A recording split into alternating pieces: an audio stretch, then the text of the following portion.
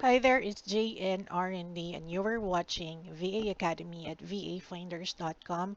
So today is just gonna be a simple cybersecurity best practices for VAs or virtual assistants. By the way, I am using gamma.com.ai for this presentation. So let's go. Passwords and MFA. So 4 steps to implement strong passwords and MFA. So number 1 is create a strong password. So you can create at least 12 characters long. Please include uppercase and lowercase letters, numbers, and special characters. Avoid using personal information such as your name, birthday, or common words. 2. Use a unique password. So use a different password for every account to prevent multiple accounts from being compromised. So if one password is leaked, a password manager can help you generate and securely store unique passwords. And number 3, always enable MFA. So turn on MFA for all important accounts to add an extra layer of security. So MFA requires a second verification method such as an authenticator app, fingerprint, or one-time code in addition to your password.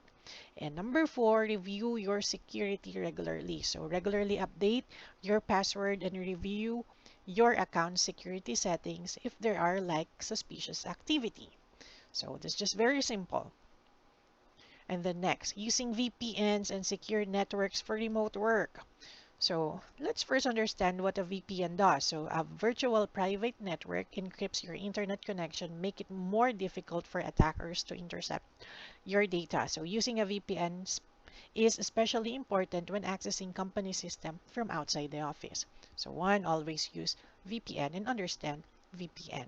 Number 2, as much as possible, avoid public Wi-Fi without protection.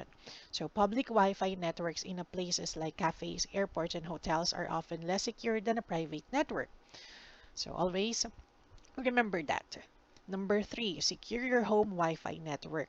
Protect your home router with a strong, unique password and use WPA or WPA3 encryption if available. So, minsan pag bumibili tayo ng mga or nagpapakabit tayo ng Wi-Fi, hindi na natin pinapalitan talaga yung pinaka-password. So, make sure na palitan natin yan. And number 4, verify network security before working. So always confirm that you are connected to a trusted and secure network before handling confidential information. All right? Okay.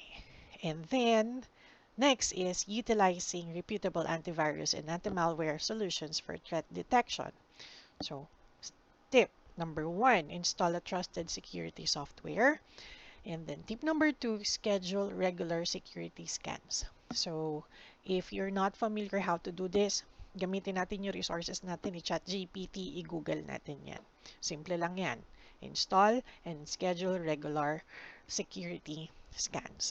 Tandaan, may iwasan natin bumili or masira yung ating mga machine if you will try to do this tip 1 and tip number 2.